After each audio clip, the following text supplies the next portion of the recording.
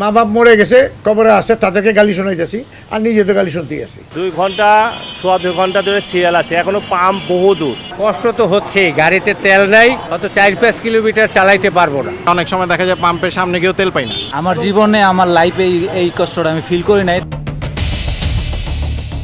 রাজধানীর বিভিন্ন পাম্পে জ্বালানি তেল সংগ্রহে দেখা যাচ্ছে দীর্ঘ অপেক্ষার চিত্র।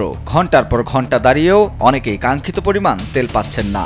আবার কাছাকাছি এসে দেখছেন তেল শূন্যতায় পাম্প বন্ধ করে দেওয়া হচ্ছে। লাইনে দাঁড়িয়েও তেলের অনিশ্চয়তা থাকলেও বিকল্প না থাকায় বাধ্য হয়েই অপেক্ষা করতে হচ্ছে ভোক্তাদেরকে।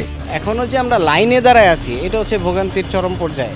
তেল দিবে কিনা বা কতটুকু পাবো, এটা হচ্ছে বিষয়। 120 টাকা দেওয়া যখন তেল লইতাম তখনও তো এরকম সংকট ছিল, সিরিয়াল ধরে নিতে। যেহেতু এখন 20 টাকা করে আপনার প্রতি লিটারে বাড়ছে, তাও তো এখন তো সিন্ডিকেটটা ভেঙে যাওয়ার কথা। এই পাম্পে 2টা গাড়ি ডিপুতে গেছে, ঠিক আছে, তারা একটা গাড়িতে তেল দিয়েছে, আরেকটা গাড়ি ব্যাক করে পাঠাই দিছে। কেন দিচ্ছে না এরকম? কষ্ট তো হচ্ছে, গাড়িতে তেল নাই, হয়তো 4-5 কিলোমিটার চালাইতে পারবো না, যার বাধ্য হয়ে তেলটা নেওয়া লাগতেছে। 2 ঘন্টা সোয়া 2 ঘন্টা ধরে সিরিয়াল আছে, এখনো পাম্প বহু দূর। ভোগান্তি কই কমলো এই গরমের মধ্যে। কাছাকাছি চলে আসছি, দেখা যায় কি হয়, অনেক সময় দেখা যায় পাম্পের সামনে গিয়েও তেল পাই না। কোথাও সীমিত সরবরাহ, কোথাও অতিরিক্ত চাপের ফলে জ্বালানি পাম্পগুলোতে তৈরি হচ্ছে দীর্ঘ অপেক্ষা, যার প্রভাব পড়ছে সাধারণ নাগরিকদের দৈনন্দিন জীবনযাপন সহ পরিবহন, কৃষি এবং ছোট ব্যবসায়। আমার জীবনে আমার লাইফে এই কষ্টটা আমি ফিল করি নাই, তবে কয়েকটা পাম্পে এরকম কষ্ট আমি পেয়েছি। তেল তো এখন আমদানি হয় নাই যে তেলটা দাম বাড়ায় দিবে, কিন্তু মজুদ যেই তেলটা আছে ওই তেলটাতে এখানে বাড়ানোর কোনো উদ্দেশ্যই আসে না। তেলের দামটা বৃদ্ধি করাটা এটা মোটেও উচিত হয় নাই, কারণ করোনার মতন মহামারী গেল, হামের মতন মহামারী গেল, এটাও আমাদের জন্য একটা মহামারী।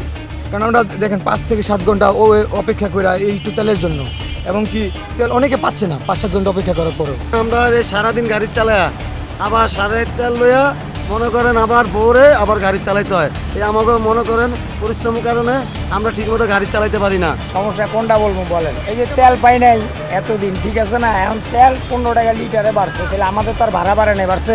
তেল সরবরাহ সীমিত থাকায় গ্রাহকদের চাহিদা সামাল দিতে চাপ সামলাতে গিয়ে বিপাকে পড়তে হচ্ছে পাম্প মালিকদের। হুমকি ধমকি এমনকি তেরেও আসেন গ্রাহকরা। চাপটা হলো মা বাপ মরে গেছে, কবরে আছে, তাদেরকে গালি শোনাইতেছি আর নিজে তো গালি শুনতেই আছি। আর আমাদের স্টাফদেরকে মারধর করতেছে, এই বেটা তেল দিবি না কেন, তেল দিয়ে বেশি দিবি না কেন। তেল তো দিচ্ছি, যতক্ষণ পাম্পে তেল থাকে ততক্ষণ আমরা তেল দিচ্ছি, কিন্তু ওনাদের কথা হলো যে না আরো তেল দে। তো তেলটা আমি আমার সরকার দিলে সেটা আমি তেলটা দেবো।